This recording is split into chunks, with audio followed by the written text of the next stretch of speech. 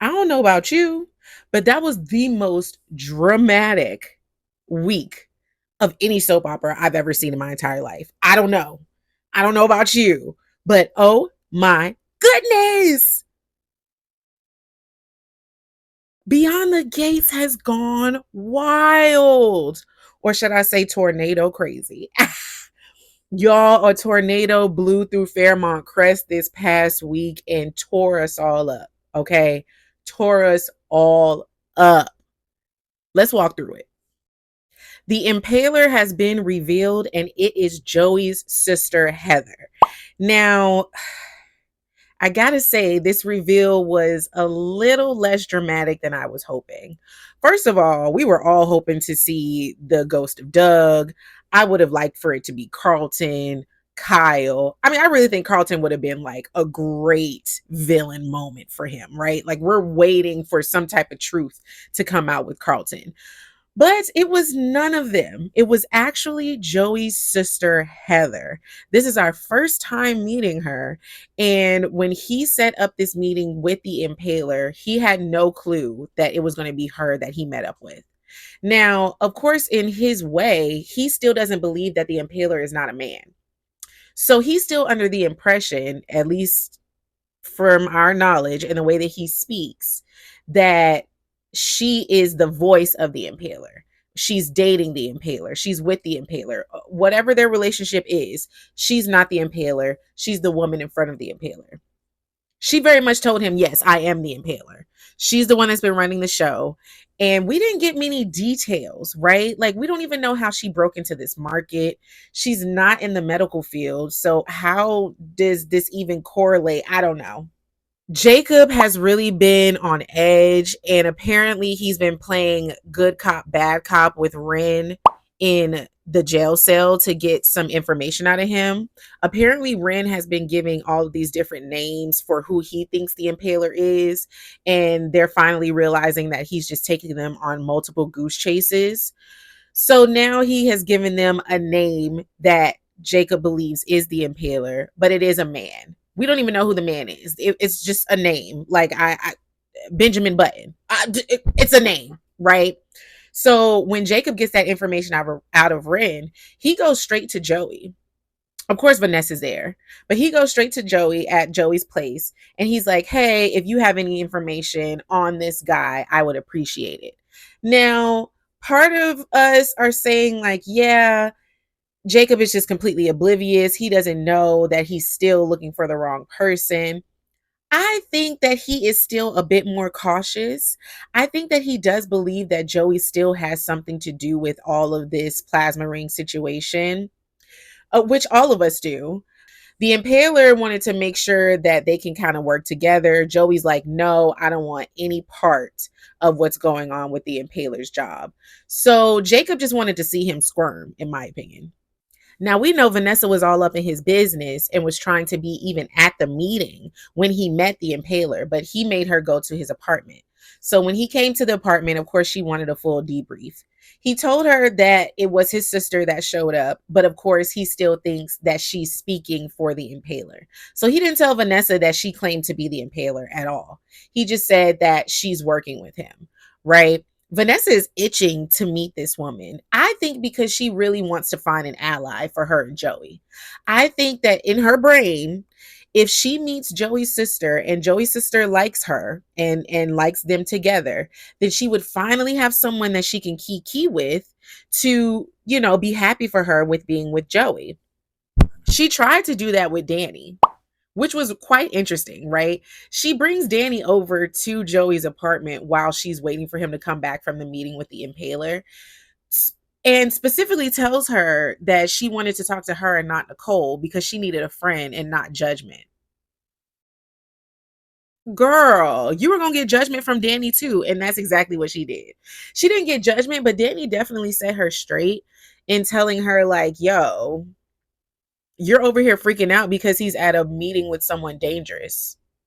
I'm gonna need for you to calm down. Like, I'm pretty sure this is protocol for him. Like, you're acting like you don't know who you're dating, girl. Like, we're not gonna make it seem like he's just the clearest Prince Charming. Like, no, he's a kingpin. He's got illegal situations going on. Like, yes, it's going to be stressful and dangerous in a lot of these situations. So she didn't get the comfort that she wanted from Danny. So much so that she actually kicked Danny out. She asked Danny to leave straight up. She was like, okay, girl, you're not gonna sit here and be, scared with me until my man come back and soothe my ego with the fact that I'm dating this janky man. Then you got to go. And Danny was like, all right, girl, love you, sis. Be careful, and dipped on out of there. And I don't blame her because Vanessa, ain't nobody playing your game. That's why Nicole is not making you feel any better about the situation, and neither is Danny. Obviously, you being with this man is not good. Your kids don't like him. Like, Vanessa just loves going against the grain. And it's just so annoying that she will forever be Team Joey at the expense of her own life, to be honest. And we're about to see that soon. She's going to have to choose at some point because now that Sissy is back, we're probably going to see a whole nother side of Joey because Sissy wants him to continue to be the bad guy as opposed to Vanessa, who wants him to find this soft man within. So yeah, let me know how y'all feel about it. Do you think that Vanessa and Heather could potentially be besties, or is she gonna be over it? Now on to the main event, child. Okay. Victor Newman showed up to Martin's fundraiser. This is his big fundraiser at the country club. Anyone is going to be there. Anyone who could afford a ticket to be there will be there and was there. Right? So I'm talking big money in the room. So there was a chain of command, right? Vernon opens up the ceremony. He introduces Victor. Victor comes on, endorses Martin, and then Martin gives his speech, right? In the midst of Martin giving his speech, they've been getting alerts all day. Everybody's been getting bad weather alerts all day. In the middle of Martin's speech, his assistant, well, I'm gonna put some respect on her name because she's way more than an assistant. His campaign manager comes up to him and says, "Hey, I need you to make an announcement." He had to make an announcement that everybody has got to get in the hallways now. They are literally, a tornado is upon them, and everybody needs to get to a safe space within the building. Okay. Child, everybody got to a safe space somewhat. But let me tell you, everybody's spaces was quite compromised in a different way.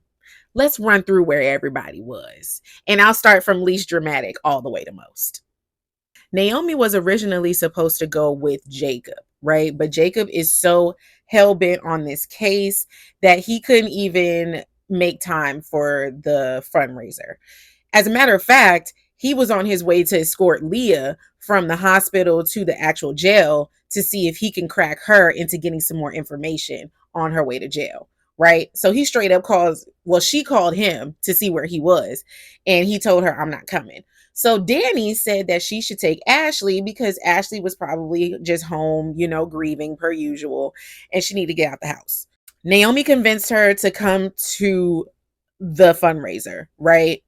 That girl wasn't in the building for more than 2 seconds before the tornado hit, and not the weather, but tornado Anastasia. Okay. She came up to her and was straight up like, "Oh, girl, I thought you were grieving. What you doing here?" Oh my God. Why are you coming at Ashley?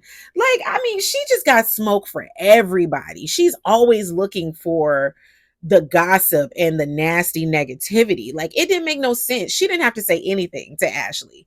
And yet she still came up to her and pretty much put the girl in tears. Okay. All she was trying to do was have one night to where she wasn't thinking about Derek. And here this lady come talking about, oh, it ain't been that long. You look so pretty for somebody that's grieving. Girl. But no, like, Anastasia really tore her up. So Danny took her to the bridal suite, which is technically in the hotel side of the country club. So they weren't really in the same building, right?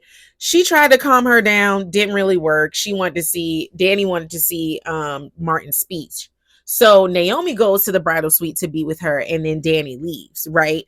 When the storm hits, they were in the bridal suite together. So they literally were watching the ballroom get messed up, like across the street, right? So crazy.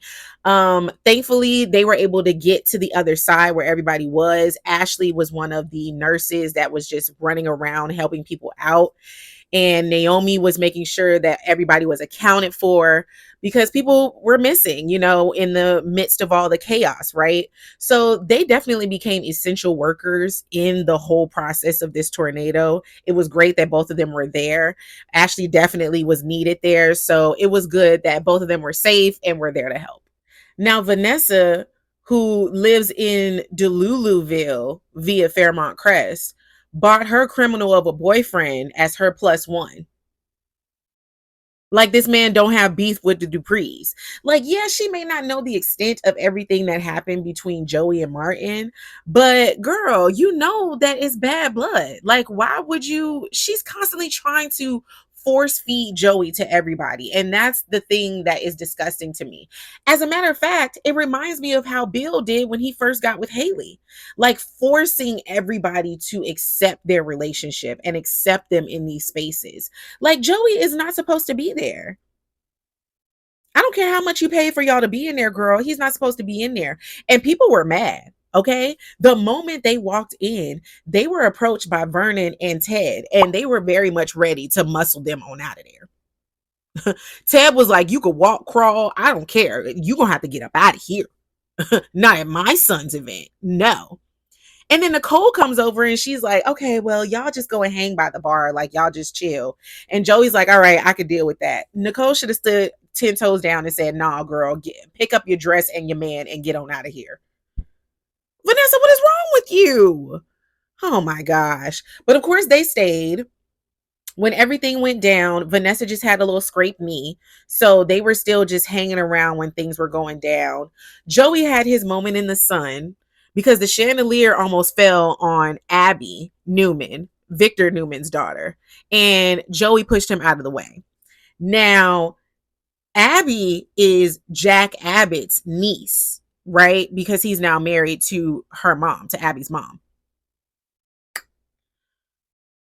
Jack goes up to Joey and says, hey, thank you for saving my niece. It hit me up, whatever. Obviously, now he's in a favor zone with Joey, right? Smitty and Martin see this exchange and they tell him immediately, yo, you do not need to be entangled with Joey. Like, if he calls you for a favor, don't answer the phone, period. Now, granted, was the warning warranted? Yes, but wrong place, y'all. Like, they could have sent him a text afterwards or something. Now, granted, they may not have remembered because, a lot was going on, but it seemed a little antsy for them to do that in the moment. And Joey heard and saw what they said. So there could be some repercussions coming back with that too. But at the end of the day, these two are safe and sound back in Joey's lair. Of course, Leslie paid her way to get up in there. So she's in the midst of it all. And when the storm really hits, she ends up being in her little safety nook where Vernon and Anita ran off to.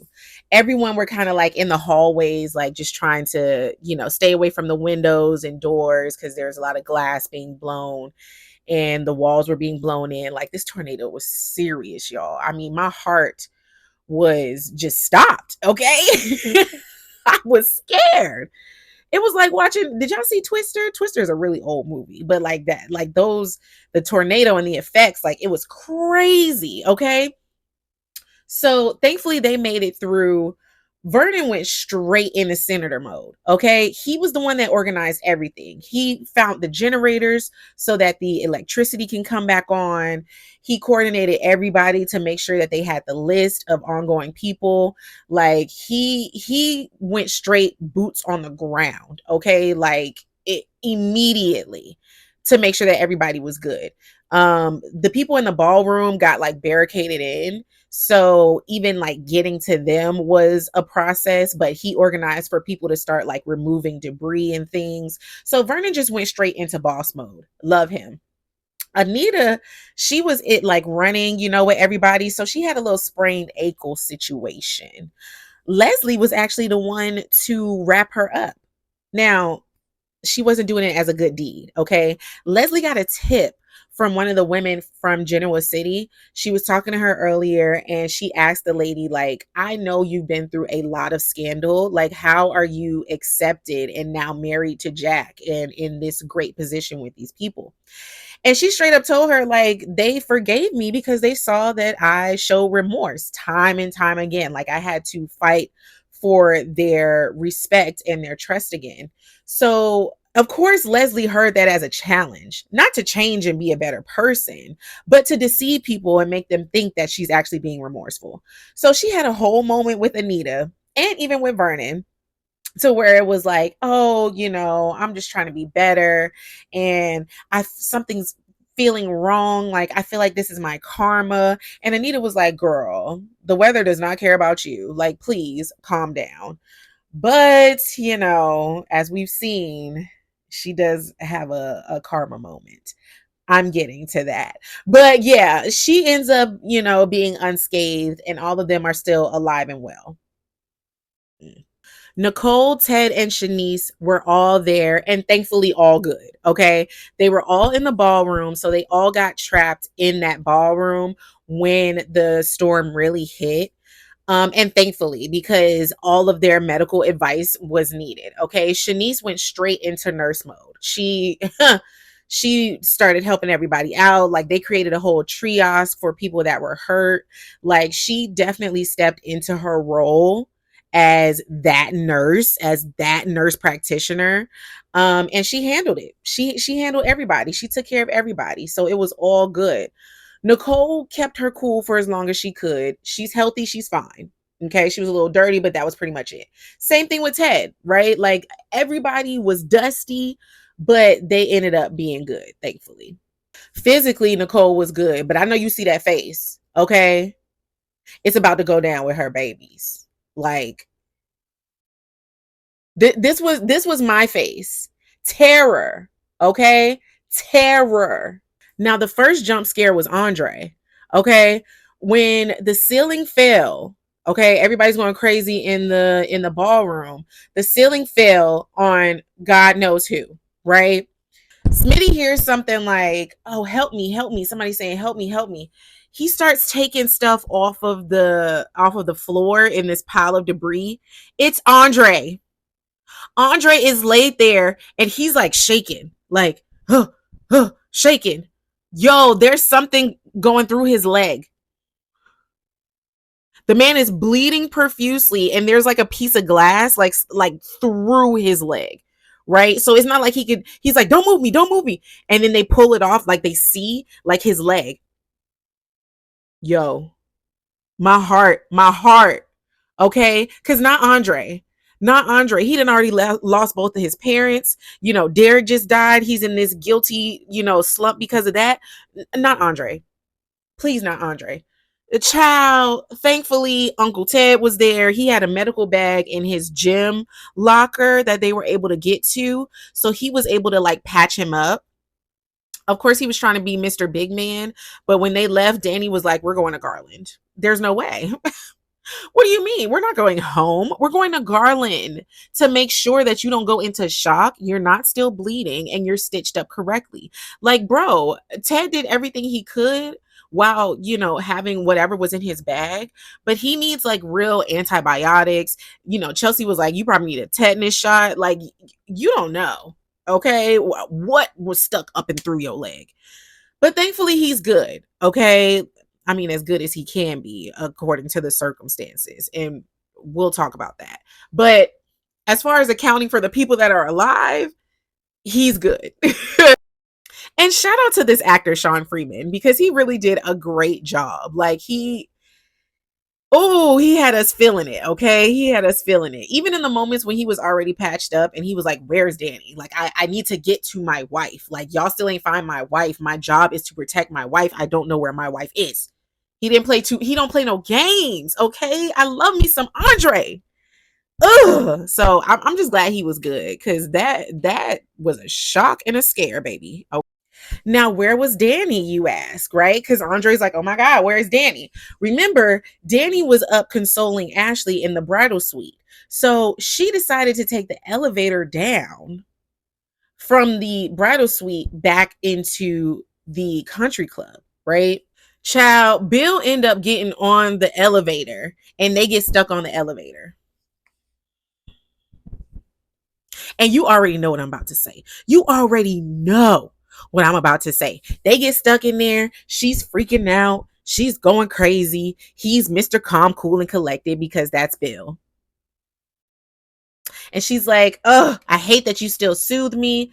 And we could have left it there, right? She could have been soothed, sat her butt down in the corner, and waited to be rescued. But no, she wants to get up and try to be Spider-Man, right? So in the midst of her getting on his shoulders to try to get up and see what's happening at the top of the elevator, the electricity comes back on. The elevator doesn't open up, but the electricity comes back on. She falls off of his shoulders. They have a little kiki moment, and then they get spicy. They get spicy. Now, do we know if they fully went the distance? We don't. But it doesn't matter. Okay. She got hot and heavy with old boy. There were a lot of kissing. There was a lot of kissing happening. Okay. Whether clothes fully came off or not, it really doesn't matter. She crossed the line. Very much so.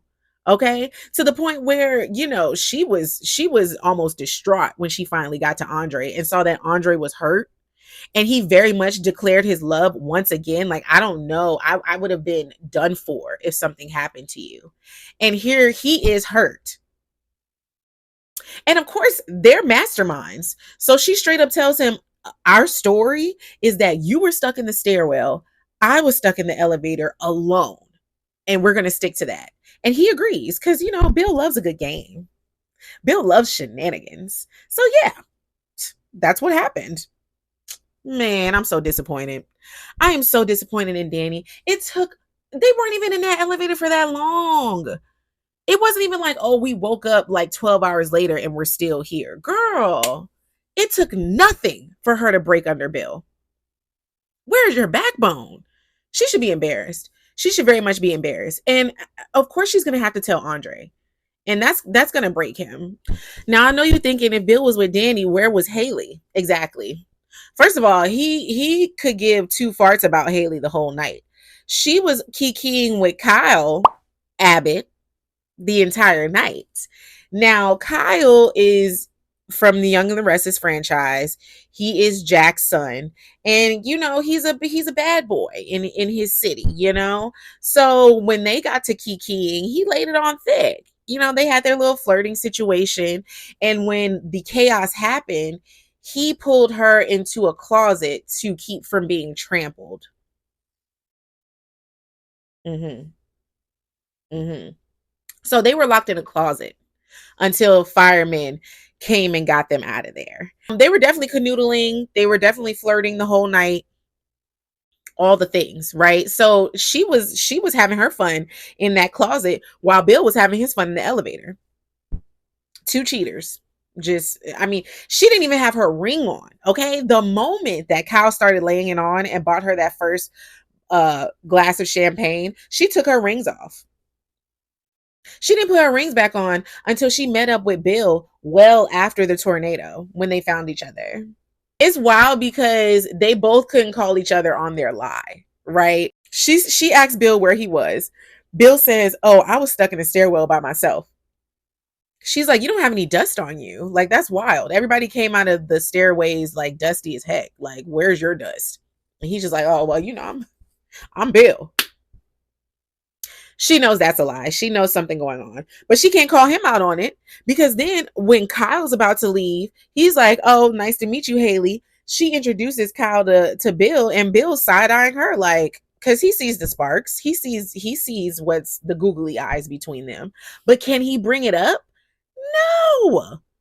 You were getting crazy with Danny in the elevator. So both of them just went home happy cheaters. Just the happy couple. They're so embarrassing. Now let's get to the hottest part, literally. Kat and Eva were coming off of a argument, right? When Kat saw Eva at the country club, at the fundraiser, Eva was talking to a reporter, right? And the reporter was gearing up to ask about the drama that's going on between Ted, Nicole, and Eva's mother, right? First of all, by saying that Eva is Martin's sister, talking about the origin of their relationship, whatever. Kat clocked it, right? And pretty much saved her from the craziness. Okay. She pretty much saves her from the reporter and says, hey, redirects the reporter to Martin. Like, if you want to talk to somebody, you can talk to him or Shonda, because she's the one running the show. And Eva's like, oh, you're just mad because somebody referred to me as his sister. And she's like, girl, I'm trying to save you from the mess. Like, you were just about to be in the press with some craziness. So anyways, they have this whole argument in which Kat was right. Because that would have been a whole news article that had nothing to do with Martin's campaign and everything to do with Ted's affair. Ain't nobody got time for that. Okay. We're keeping it politically correct here, girl. So Kat was correct for redirecting that energy. Okay. Kat ends up pulling Eva into a closet, or vice versa, whatever. They end up in a closet together when the tornado hits. Okay. The room that they're in is kind of like a supply room. So it has one of those big, like, metal pipes in there that you can even like crawl through. If you've seen the movie like Blue Streak, remember when Martin was crawling through there? Or even like on That's So Raven, when Raven was crawling through there, people crawl through there, right? So it's big, right? It bursts and it's spewing out hot mist and it falls, right? So Kat is going crazy. She's trying to figure out how to get out of there. Like, she can't touch the pipe because it's hot. The hot air is spewing everywhere. She's going crazy. And she's yelling to Eva, like, you need to help. Like, we're screaming. We're trying to get out of here. And Eva's on the floor just like, I don't feel good. Like, something's wrong. And, Kat is just freaking out. It's dark, right? It's completely dark. So we're seeing what's going on, but Kat barely does, right? Neither does Eva. They're both just in the dark, low-key freaking out, right? Kat turns to Eva and she's like, girl, you can at least stand up and like help me. And Eva, y'all, sorry for the jump scare, but I had to endure it as well. Eva turns into a vampire. Do y'all see this? Eva turns into a doggone, okay. I'm sorry. She doesn't turn into a vampire, but doesn't it look, come on. She starts coughing up blood, right? She was holding her side. So I do think that maybe she got hit in her lungs, her intestines, her stomach, whatever, but she was holding her side. And in the midst of her saying like, oh, I don't feel good, she starts throwing up blood, like profusely. And it's like thick and red and like I'm sorry. I'm not a horror film person. So this was a lot for me. Like I was like, where's the fangs, people? Like, this blood is crazy. But remember, I told y'all that when Kat said in that forward of the week before last, oh, there's blood on my hands. Ted said there's blood on my hands, and she said it's not mine. It was going to be Eva's. It was Eva's. Okay. Kat gets like a napkin and she's like holding it. She's like, oh my God, somebody help. Finally, Isaiah finds them and he brings Jacob to them, and Jacob brings the firemen because eventually they get the roads clear and everybody gets to come out. So they come in and they put Eva on a stretcher. We can continue with another photo because I can't. This is too much. But shout out to the actor Amber though, because she did her thing with this. Like, that's the jump scare, my lord. So the EMTs are able to get Eva out of there. They put her on the stretcher and they take her through the lobby of the country club, right? In that process, Leslie sees them. They stop for her to cry over Eva, which is wild because Eva's in critical condition. Like, let's get going. There's a moment when she's like, what happened? And, it said that Kat and Eva were in the closet together. And she's straight up like, y'all were in the closet together and you look like that and my baby looks like this. So now there's implications that Kat had something to do with Eva being hurt. And I hate that. I really do hate that.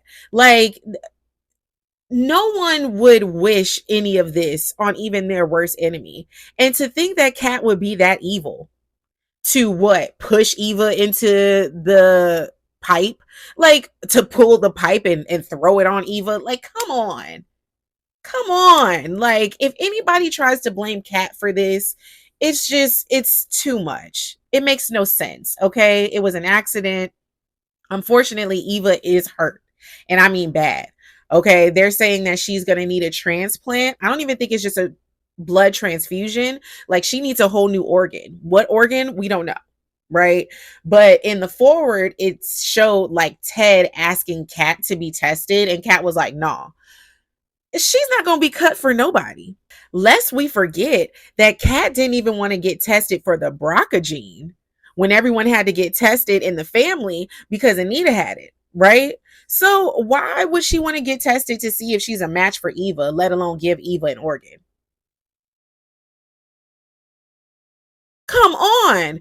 Like, it's just too much. Okay, I don't think it should be on Kat to save Eva, but here we are in this storyline that they've been pushing towards for so long, right? There's been so much foreshadowing that Kat is going to need Eva or Eva is going to need Kat. Well, here we are. Okay, Eva is in need of an organ, and it's going to set off a lot of stuff. All right, if nobody's a match, Leslie's going to go crazy. Leslie's gonna find a match. She's got all this money and all this gumption. We saw how she was when Peaches was in Garland. Now that Eva's in there, oh, she's gonna move hell and high water to make sure that Eva gets what she needs at anybody's expense. So the drama continues. Now back to Nicole, because this face wasn't about Kat. This face was not about Kat, okay? She still didn't even know where Kat was at that moment. But where's Martin? Where's Martin? Y'all, the debris fell. I told y'all the debris fell and it fell on Andre, right? As you can see, Andre is back there. When they found Andre under that debris, they stopped looking through the debris. Y'all, Martin was up under that debris. I was yelling the moment that ceiling fell. The moment that wall went in, I said, where's Martin? I've been screaming, where's Martin from the very beginning. Y'all, somebody yelled, oh my God, there's somebody under the tree. It took multiple men to move that tree, y'all. Joey, Smitty, Jack, like, people were there. There were multiple people. Ted, there were multiple men that was needed to move the tree, and it was Martin up under the tree, y'all. Y'all, that was my face. That was my face. Because what are we talking about? The man was straight up unconscious. He obviously he just got hit by a tree. He was smushed by a tree. Now he woke up. Okay. He woke up. Of course, Smitty, cried, baby, please come back. He got back. He sat up in the chair. Ted told him he needed to take it easy because we don't know what injuries he fully has. He could still be in shock, right? He's like, no, I'm fine. I'm fine. Whatever. End of the episode, he gets up to walk out, right? Everybody can leave. The roads are clear. Everybody can leave. Smitty's like, we're going to Garland. Okay. Your dad said you need to get checked out to see if you have a concussion. Martin's like, no, I'm fine. Like, I feel fine. He faints. He faints and will not wake up. So now we have ended the week with Martin and Eva both unconscious. Now we got all of Ted's kids at Garland. All right. Eva needs an organ transplant. We don't know what Martin needs yet. He fainted, and I'm sure he's headed to Garland immediately. And Kat is headed to Garland with Tomas to check on Eva. We've been asking if Eva is really Ted's daughter this whole time. Y'all, we're about to find out. We're about to find out. All of this blood in one place, okay? We need transfusions. We need matches. We need things, right? That only matches can do. Are any of them a match? Now there's a lot of going on in the streets, right? There's a lot of theories, right? Some people are saying that Kat is gonna be a match for Eva, so she's gonna have to give the transplant. But in that process, we're going to find out that Eva is not Leslie's daughter. And I don't believe that, okay? We know that Nicole had a bunch of miscarriages, but it doesn't make any sense for her to have any stolen kids, right? That would have been a part of the storyline from the very beginning. So, no, I don't believe that Nicole birthed Eva. Cut it out. Cut it out. Now, some people are saying that Martin may end up being a donor to Eva while he's in there, right? Now, hopefully, it's because he wakes up and he ends up being a match and not that he doesn't make it and he's a match. Y'all, it's so dramatic. Like can't. I can't. I just want everyone to be okay. All right. I want everyone to be okay. I know that if Eva gets worse, we're going to see the worst in Leslie. All right. And I don't want to see that. So I need for Eva to get better. And I know Ted is just completely distraught. He tried to keep it together in the, in the ballroom, and he did. He had his medical bag. He helped everybody out. But I mean, dealing with Andre and then Martin, and then finding out that Eva was headed to the hospital in critical condition. Yeah, Ted had one heck of a night, y'all. Honorable mention to Chelsea, man. She kept it together quite well. Okay. She's been kidnapped. Like, she's dealt with a lot of trauma. So it would have been understandable if she was just shaken in a corner, especially when she saw Andre in the bad shape that he was in. And, not being able to find Danny. They didn't know where Naomi was for a while. Like, she really went through it. But she held on. She was helpful. She made sure she, found supplies. She was back and forth with the walkie talkies. She was helping Vernon. So Chelsea was on her game. Okay. Shout out to her. I'm proud of her. I'm pretty sure she went home to Madison and was like, girl, can we just never leave this house again? And I don't blame her, because that was some heavy mess. There you have it, y'all. That tornado tore through Fairmont Crest and through our emotions in our living room. Okay. My goodness. Victor Newman got home untouched. Apparently, he got on his plane immediately and got back to Genoa City, which is very much on brand for Victor Newman. Okay. That man will always be okay. He got 18 lives and he ain't sparing none of them. Okay. So he got home safe, which is great. I look forward to so many more crossovers with Young and the Restless. Like, we had some great back and forth between Danny and Devon. Like, there was just, between Abby and Chelsea, there was a lot of good conversation and merging happening. So hopefully we get to see more of Young and the Restless. We did see Anita talk to Devon about moving forward with the EP with Barbara's voice on it. So I think we will be seeing more of the Young and the Restless clan moving forward. And I'm so excited about that. We are all in our prayer closet for Martin and Eva. Like, for real, I am scared. I'm scared, y'all, but I hope everything goes well. Hit me in the comments. Let me know how you feel about everything that we've talked about. Make sure you like, comment, subscribe, and share. And I'll meet y'all here every week. It may not be, exactly at the end of the week, but I'll be here every week. Beyond the Gates.